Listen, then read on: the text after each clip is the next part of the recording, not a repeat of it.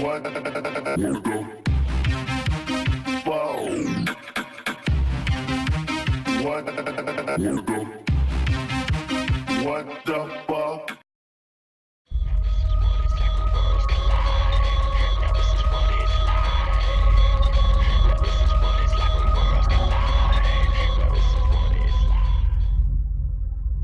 Man must change, either voluntarily or through severe shock.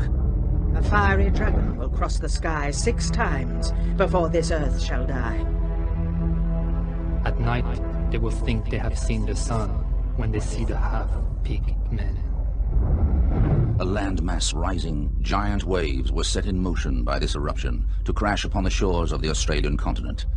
Great tidal waves were hurling themselves upon the coastal cities, destroying all in their path. Man Little flees escaped. in terror from the floods, and kills and rapes and lies in blood. For nation will rise against nation, and kingdom against kingdom, and there will be food shortages. Earth will be broken in many places. The upper portion There will be such a great sudden flood that one will not have a place for land to fall such as had not occurred since men came This to be on prophecy the earth. will come to be.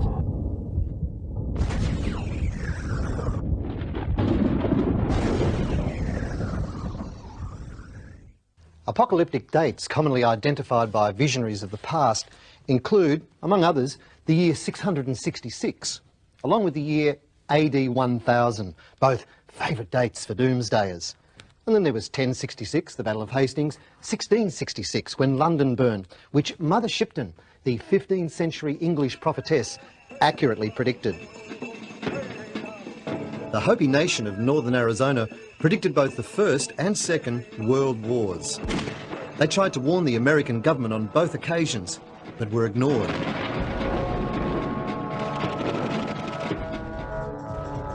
The name Hopi means peace. The Hopi Indians are one of the oldest peoples of North America.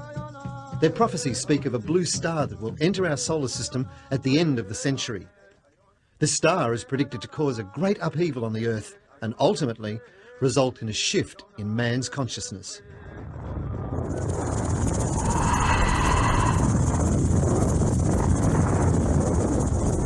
Blue star shall enter our system, altering the magnetic vibrations of Earth. Mankind will be affected in a most positive way. But before this occurs, there are 9 prophecies, according to the Hopi, that are to be fulfilled before we experience the end of the world as we know it. We were told of the coming of white-skinned men who took the land that was not theirs and struck their enemy with thunder. Our lands will see the coming of spinning wheels filled with voices. A strange beast like a buffalo, but with great long horns, will overrun the land. The land will be crossed by snakes of iron. The lands will be crisscrossed like a giant spider web. The lands will be crossed with rivers of stone that make pictures in the sun.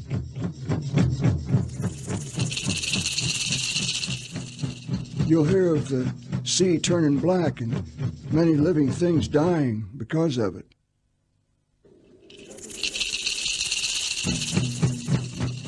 You'll see many youth who wear their hair long like our people come and join the tribal nations to learn our ways and wisdom.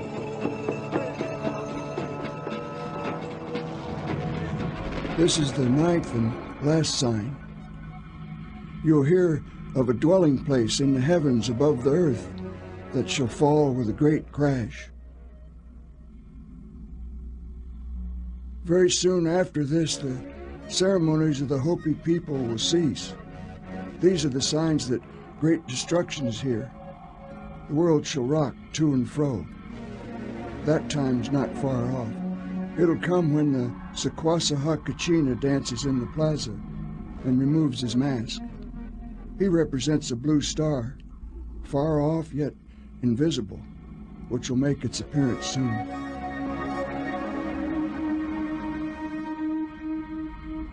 I became aware of the Hopi prophecy on the blue star Kachina in 1995. Since then, several people from different countries, different cultures, have sent me their own culture's interpretation of the blue star. The similarities are quite remarkable. The commonality is that a star appears apparently out of nowhere. It appears in heaven as an omen to indicate that there is great change coming. Native people worldwide are stepping forth in a very brave and wonderful way over the last few years to share with us their concerns for their white brothers and for the fate of the earth and the environment. I can only hope that we will listen with our hearts and respond in an appropriate way. One of the things that they tell us is that responsibility is just that, the ability to respond. And it's very important that we respond to the warnings and to the requests at the urgings of our native brothers and do something about it before it's too late. Nostradamus also speaks of a second son. Born in St. Remy, France in 1503, he predicted his own death in 1566 and that his grave would be desecrated by soldiers over 200 years later. He was known as a great healer and physician for his treatment of people stricken with the plague.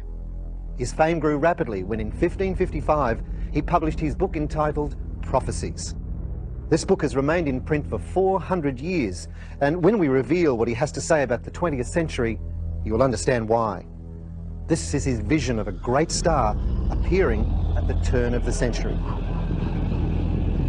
The great star will burn for 7 days, and the cloud will make the sun appear double.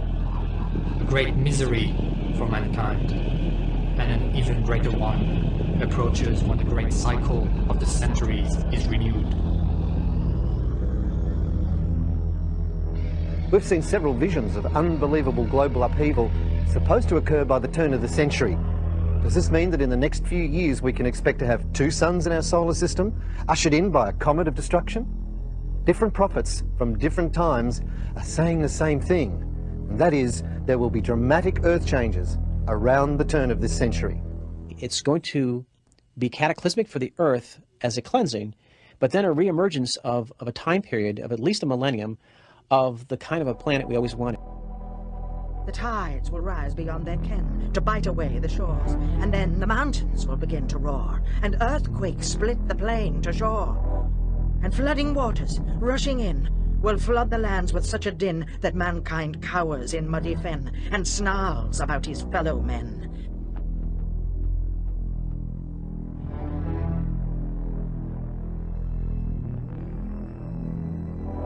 The poetic prophet Mother Shipton was born in Norfolk, England in 1488. Her visions began at an early age and, like Nostradamus, she foresaw her own death. She was burned at the stake for being a witch. The dragon's tail is but a sign for mankind's fall and man's decline. And before this prophecy is done, I shall be burned at the stake, at one. My body singed, and my soul set free. You think I utter blasphemy? You're wrong. These things have come to me.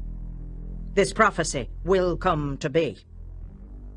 And only when this comes to be will mankind read this prophecy. But one man's sweets, another's bane. So I shall not have burned in vain. It will not simply be earthquakes and tidal waves, it'll be war.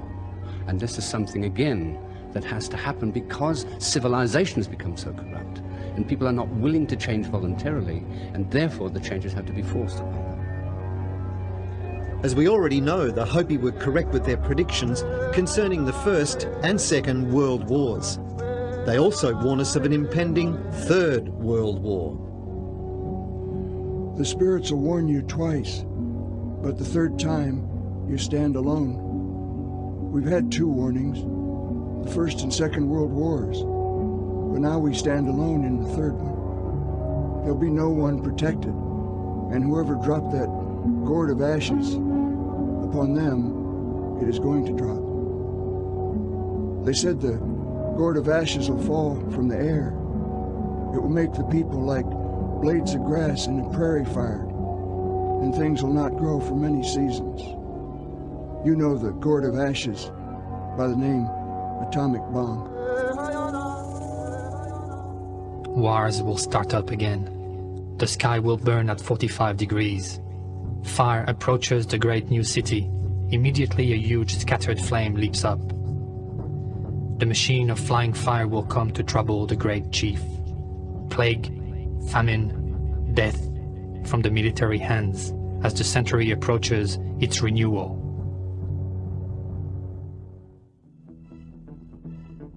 While we understand only too well wars, floods, earthquakes and volcanoes, John the Apostle, Nostradamus and Edgar Cayce describe rivers and seas turning red like blood. Two great rocks will war for a long time. Then Arathusa, the god of war, will redden the new river. Blood will be seen to rain on the rocks. And something like a great mountain burning with fire was hurled into the sea, and a third of the sea became blood.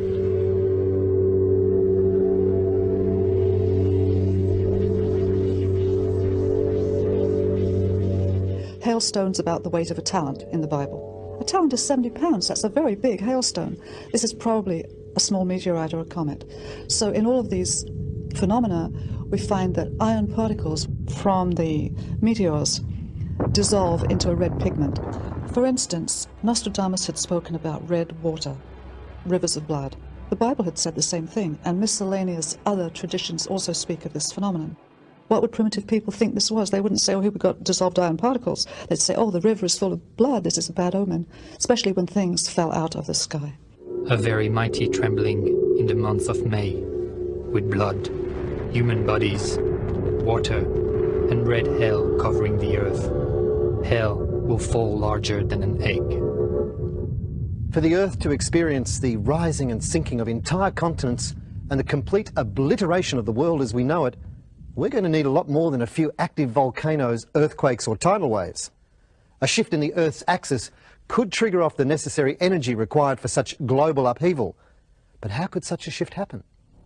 Was Nostradamus seeing a shift in our Earth's axis when he says, "And it shall be in the month of October that a great movement of the globe will happen, and it will be such that one will think the gravity of the Earth has lost its natural balance, and that it will be plunged into the abyss and perpetual blackness of space."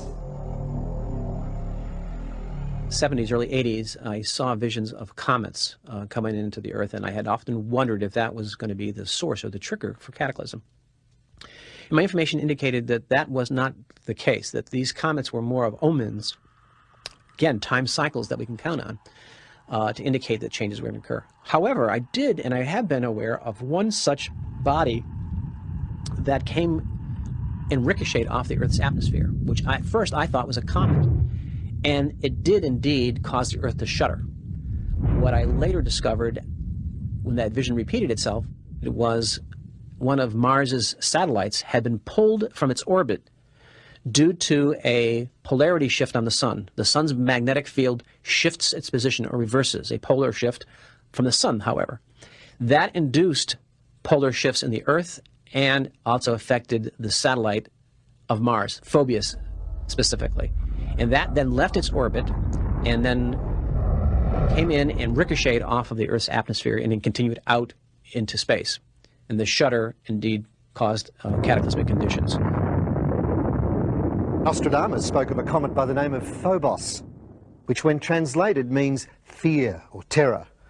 This moon revolves centrifugally around Mars and is straining to break free from its orbit. If it did so, say due to an unusual planetary alignment, it would hurtle toward our sun. What I believe Cayce and Nostradamus were indicating was that these changes were going to occur, but more accurately so, they were going to occur because of planetary shifts and alignments. My indications are that it's a very specific change as far as the Earth goes, and it has more to do with the sun's changing its polarity and the Earth's changing its polarity, or a pole shift.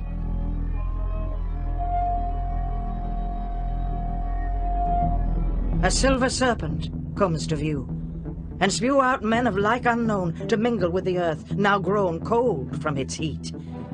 And these men can enlighten the minds of future man, to intermingle and show them how to live and love, and thus endow the children with the second sight.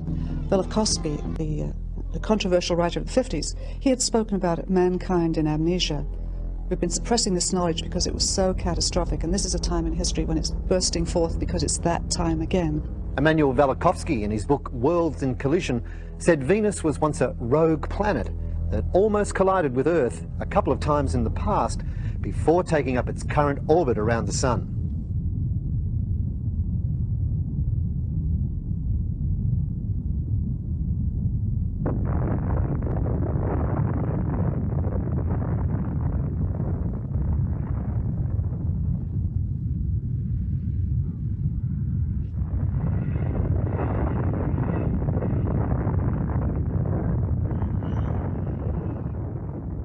It is something that's very intriguing, the idea that periodically a large piece of rock, maybe up to 1 kilometre across, could crash into the Earth and cause dramatic changes to the climate, cause dust in the atmosphere, ice ages and what have you.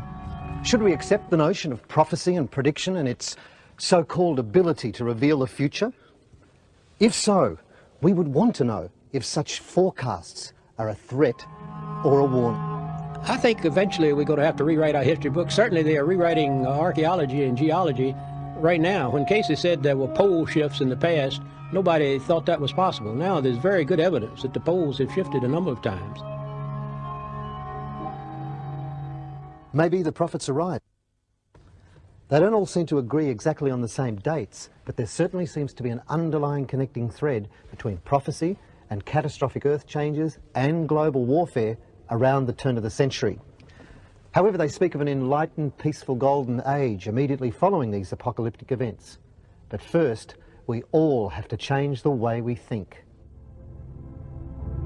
In the past, we've become separated from the natural world. We manipulate the natural world. We sit in our air-conditioned offices and nature is outside us. And clearly, I think there's a case to be made that unless we do rediscover our roots with nature, we're in for big trouble.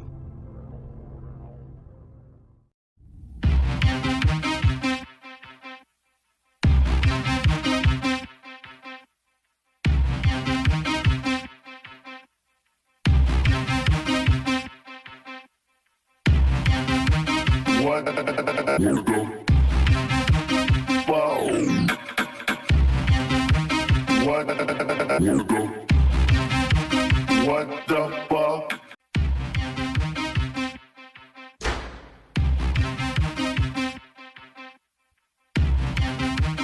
Wanna go? Wow.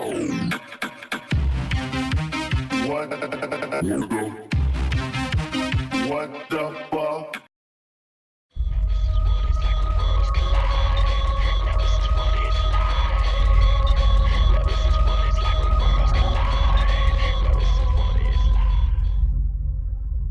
Man must change, either voluntarily or through severe shock. A fiery dragon will cross the sky 6 times before this earth shall die. At night, they will think they have seen the sun when they see the half-big men. A landmass rising, giant waves were set in motion by this eruption to crash upon the shores of the Australian continent. Great tidal waves were hurling themselves upon the coastal cities, destroying all in their path. Man Little flees escaped. in terror from the floods, and kills, and rapes, and lies in blood. Nation spilling will blood rise on against mankind's nation, will. and kingdom against kingdom. And there will be food Earth will be shortages. broken in many places. The upper portion There will be such a great sudden flood that one will not have a And a place great earth for land occurred, to fall such as on. had not occurred since men came This to be on prophecy the earth. will come to be.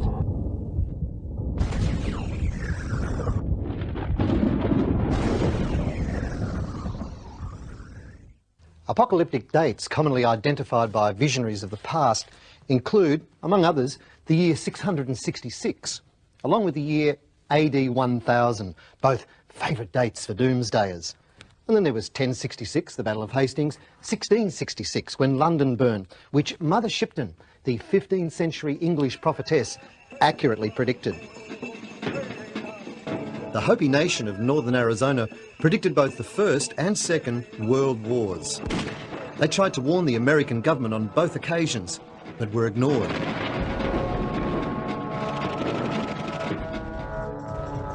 The name Hopi means peace. The Hopi Indians are one of the oldest peoples of North America. Their prophecies speak of a blue star that will enter our solar system at the end of the century. This star is predicted to cause a great upheaval on the Earth and ultimately result in a shift in man's consciousness.